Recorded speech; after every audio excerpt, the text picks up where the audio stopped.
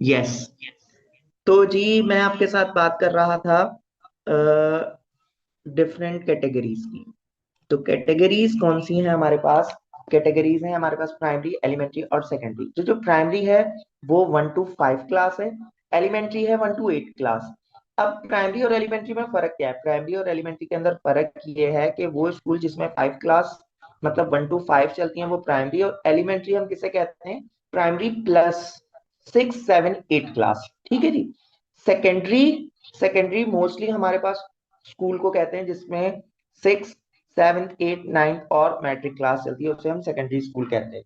ये different terminologies आपको government sector में मिलती रहेंगी, तो इसमें परेशान आपने बिल्कुल नहीं होना। ठीक है, कहीं पे आपको लोअर सेकेंडरी मिलेगा, कहीं पे आपको एलिमेंट्री मिलेगा, कहीं पे हायर सेकेंडरी मिलेगा। हायर सेकेंडरी किसे कहते हैं? जहाँ पे फर्स्ट ईयर और प्रोविंस के अंदर एलिजिबल है, और सारे कैंडिडेट जो कि सिंध से बिलोंग करते हैं वो इसमें अप्लाई कर सकते हैं। ये सारी गवर्नेंस है जो टीचिंग लाइसेंस पॉलिसी की गवर्नमेंट ने करनी है।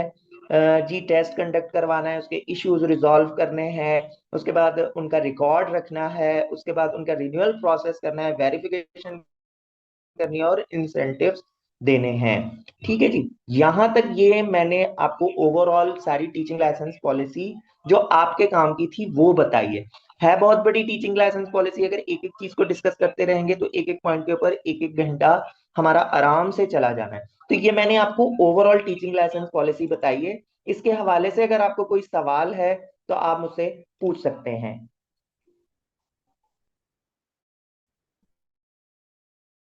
जी, किसी को कोई सवाल है अपना माइक अनम्यूट करके आप मुझसे पूछ सकते हैं। आप चैट बॉक्स में भी लिख सकते हैं अगर इस हवाले से कोई भी आपको क्यूरी है। अच्छा, जी। मुझे ये पूछना था वैस भाई, जो अभी रिसेंटली जो भी स्टूडेंट है जिन्होंने एडमिशन लिया है या लेंगे नवंबर या जी जी। दिसंबर पीरियड में, क्या वो एलिजिबल होंगे? मतलब लाइक उनका अभी हुआ नहीं है, वो एडमिशन लेंगे, तो क्या वो एलिजिबल होंगे टीचिंग लाइसेंस के लिए? ठीक है जी। चलें जी, ये आपने अच्छा सवाल पूछा है। आप देखिए, इसका सिंपल सा जवाब ये है कि टीचिंग लाइसेंस के लिए रिक्वायरमेंट है आपके पास डिग्री होनी चाहिए बीएड की। अब अगर आपके पास डिग्री कंप्लीट नहीं है तो आप एलिजिबल तो नहीं होंगे, क्योंकि आपके पास बीएड की डिग्री नहीं है। ये बिल्कुल वही बात है कि आपने फर्स्ट ईयर के अंदर एडमिशन लेना है और आपका मैट्रिक में अभी एडमिशन है, तो आपको पहले मैट्रिक पूरी करनी पड़ेगी, फिर आपका फर्स्ट ईयर के अंदर एडमिशन होगा। तो जितनी भी जॉब्स आती हैं, जॉब्स के अंदर या जो भी टेस्ट आते हैं उसके अंदर यही लिखा हुआ होता है कि आपकी बीएड की डिग्री या जो भी क्वालिफिकेशन है वो कंप्लीट होनी चाहिए। ठीक है, ये सिर्फ एडमिशन जब होता है, हमारे यूनिवर्सिटीज के एडमिशन होते हैं ज्यादातर जो इंटरमीडिएट से हम यूनिवर्सिटी के अंदर जब जाते हैं तो वहां पे एक होता है, एक अक्सर यूनिवर्सिटीज लिखती है कि वेटिंग कैंडिडेट्स विल अप्लाई। तो वो हमारे दिमाग में अक्सर चीज बैठी हुई होती है, और हर जगह पे हम वो वाला रेफरेंस यूज करके पूछ रहे होते हैं। तो जवाब का ये होगी, देन वी आर जो है eligible to apply for the teaching licence.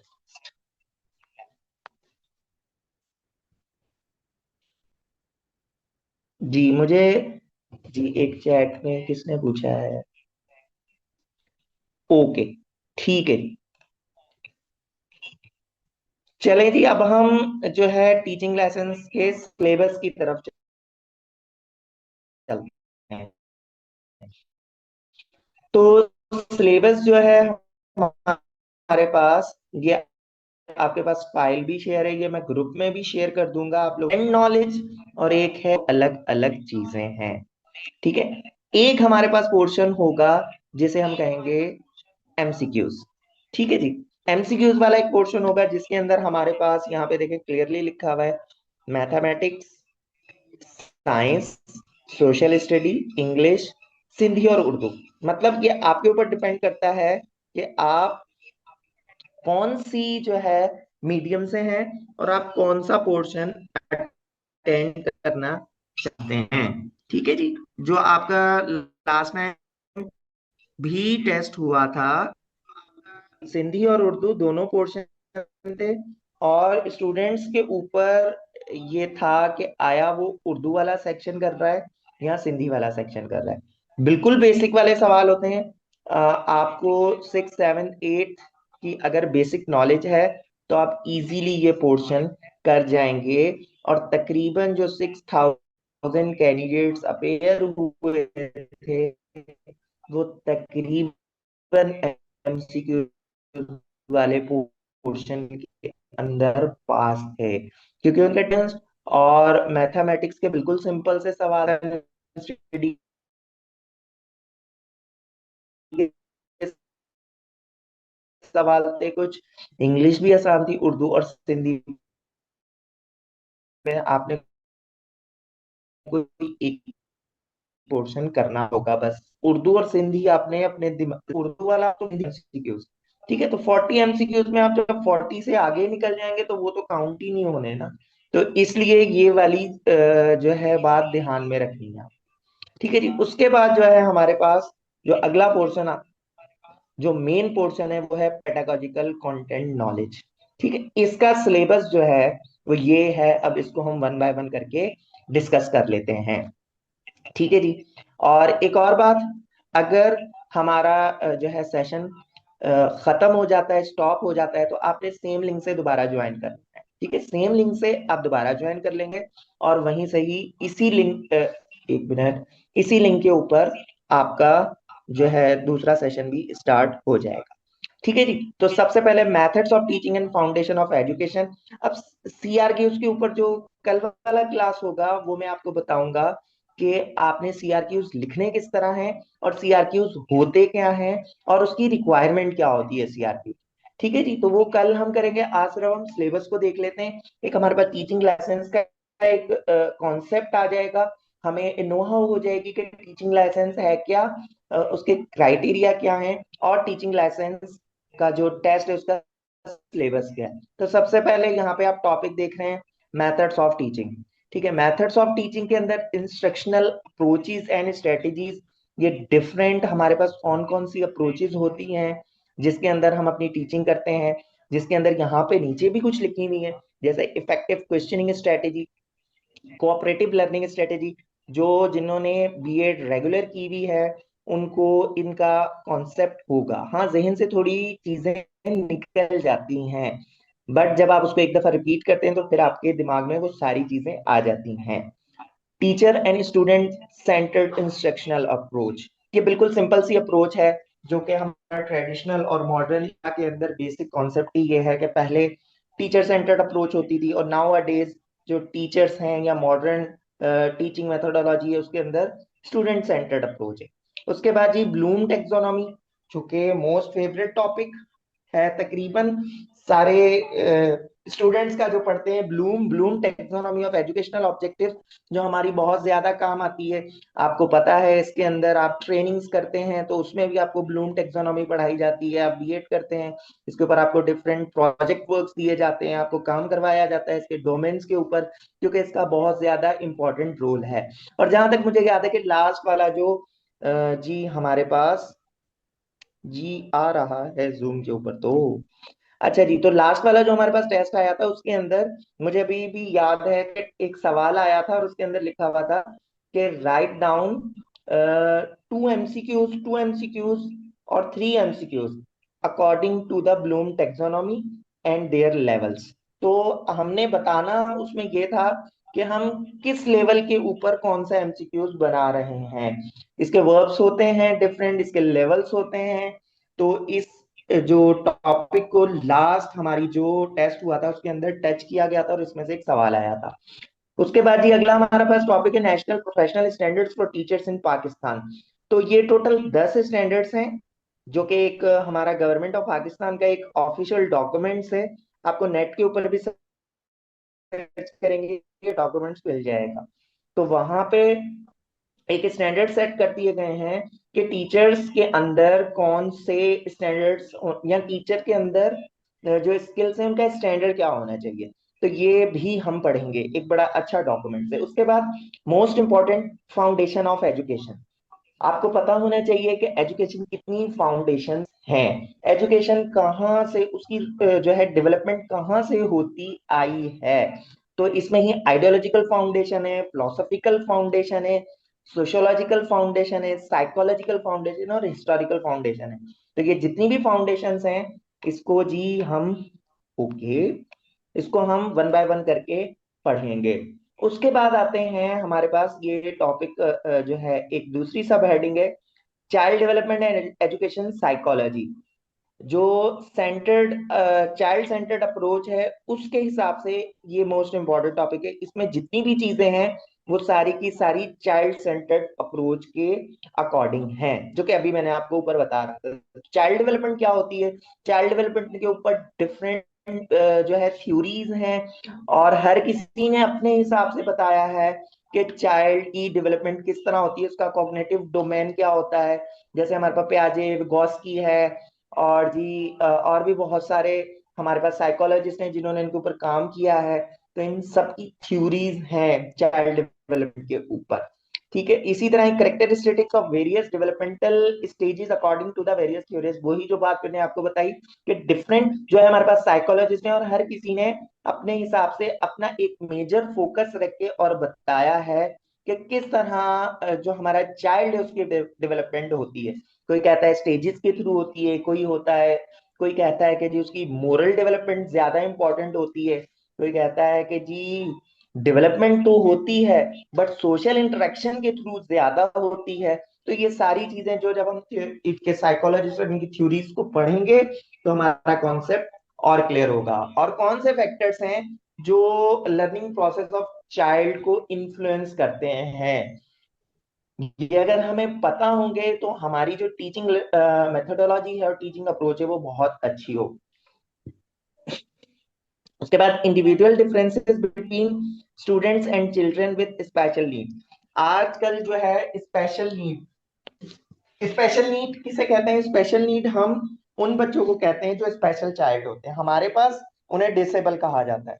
ठीक है, तकरीबन डिसेबल जो कहा जाता है, ये लफ्ज भी नहीं हम कह सकते हैं, हमें बताया गया था, हमारे टीचर्स ने हमें अक्सर बताते थे कि ये हमारे पास डिसेबल नहीं, ये स्पेशल जो हैं चिल्ड्रन हैं और इनकी स्पेशल नीड्स है, but we are unable to realise that needs. ठीक है, ये हमारा कसूर है कि हम उनकी नीड्स को जो है समझ नहीं पाते और हम उनको डिसेबल कह देते हैं। तो इंटरनेशनली जो है आप इन बच्चों को डिसेबल नहीं कह सकते, इन्हें आप special children with special needs के साथ ट्रीट करते हैं।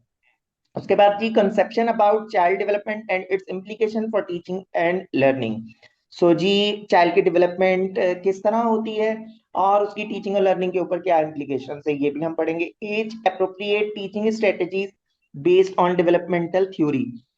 हर एज के हिसाब से बच्चे की कॉग्निटिव डेवलपमेंट चेंज हो रही होती है, और हमें कौन सी टेक्निक्स और कौन सी strategies according to the age of a child जो है अपनानी चाहिए और अपनी टीचिंग में उसको जो है अप्लाई करना चाहिए। उसके बाद ये एजुकेशनल साइकोलॉजी, कल ही हमारा एक एमसीक्यूज हुआ था और उसके अंदर ये जो है सवाल आया था कि educational psychology is a branch of. तो एजुकेशनल साइकोलॉजी किसकी ब्रांच है, साइकोलॉजी की ब्रांच है, अप्लाइड साइकोलॉजी की ब्रांच है, या जो है आपके पास क्लिनिकल साइकोलॉजी की ब्रांच है। तो ये बड़ा तो है, थोड़ा सा जो है ना कंफ्यूज करने वाला सवाल था, बट जो मैं आपको बता दूं कि एजुकेशनल साइकोलॉजी जो है वो अप्लाइड साइकोलॉजी की ब्रांच है। साइकोलॉजी की मेन दो ब्रांचेस हैं, ठीक है, एक है क्लिनिकल, क्लिनिकल मीन्स जो क्लिनिक्स के साथ है और जो तकरीबन मोस्ट ऑफ द साइकोलॉजिस्ट जो है थेरेपीज और इस तरह की चीजें कर रहे होते हैं, वो क्लिनिकल साइकोलॉजी कहलाती है।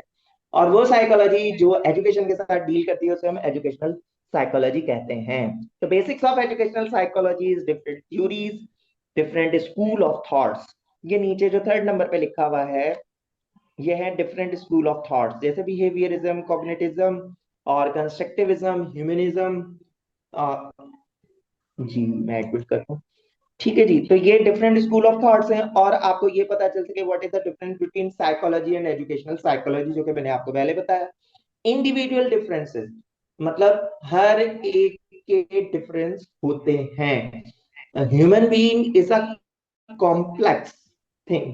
ह्यूमन बीइंग जो है वो बहुत कॉम्प्लेक्स है। हर इंसान के इंटरेस्ट दूसरे इंसान से डिफरेंट है, और डिफरेंसेस तो इतने हैं कि आप अगर खुद ही काउंट करने लग जाएं तो आपको अंदाजा हो जाएगा। अपने दोस्तों के अंदर आप काउंट कर लें, आपको डिफरेंसेस का अंदाजा हो जाएगा। तो इसीलिए साइकोलॉजी जो है बड़ी, जो है काफी सिचुएशन के अंदर जाके काफी कॉम्प्लेक्स हो जाती है। तो learning and motivation in the context of home, school and community. तो क्या मोटिवेशन होनी चाहिए लर्निंग की? ठीक है, हमारे डिफरेंट कॉन्टेक्स्ट के अंदर basic needs and the motivation. तो बेसिक नीड्स से आपको कोई थ्योरी याद आ रही है जो आपने पढ़ी हो, ताकि मुझे पता चल सके कि लोग हमारे पास हैं भी या नहीं? कुछ आ रहा है दिमाग में?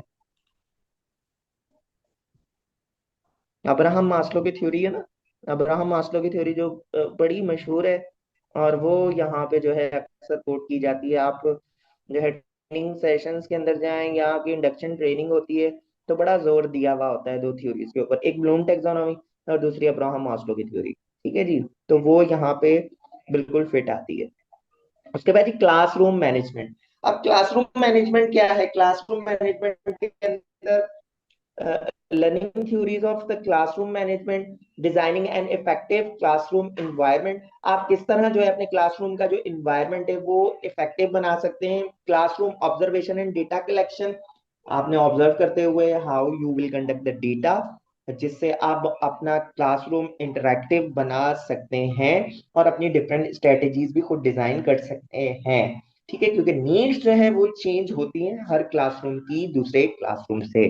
तो classroom management features in the context of the physical environment and social environment. Government schools के अंदर इस चीज की बड़ी जरूरत है कि फिजिकल एनवायरनमेंट और सोशल एनवायरनमेंट के अंदर आप एक जगह के ऊपर चीजें पढ़ रहे होते हैं। ठीक है, क्लासरूम के अंदर आप यूनिवर्सिटी लेवल के ऊपर एक चीजें पढ़ रहे हैं, वहां पे आपको आइडियल सिचुएशंस बताई जा रही होती हैं, बट जब आप फील्ड के अंदर जाते हैं तो वहां पे आपको बहुत सारे डिफरेंट चैलेंजेस होते हैं। आपके पास इलेक्ट्रिसिटी का इशू हो जाता है, आपके पास जो है क्लासरूम के अंदर जो है आपकी चेयर्स है वो नहीं है, बोर्ड का बड़ा बड़ा बुरा हाल है। उसके बाद जी लिखने का कोई चीज नहीं है, इलेक्ट्रिसिटी का मसला है, पंखे नहीं है, इन्वायरमेंट नहीं है, गर्मी बहुत है। तो वो जो आपने थ्योरीज पढ़ी होती है ना, वो फिर आप किस तरह जो है अप्लाई करते हैं इस तरह के कॉन्टेक्स्ट में? तो ये वो वाला सिनेरियो आ रहा है मेरे सामने। उसके बाद curriculum and classroom management. Curriculum क्या होता है? बड़ा इंटरेस्टिंग टॉपिक है। और कैरिकुलम के बाद क्लासरूम मैनेजमेंट क्या होता है? फिर routine schedules and time management in diverse classroom. Diverse classroom अक्सर आपने देखा होगा मल्टी ग्रेडिंग सिस्टम।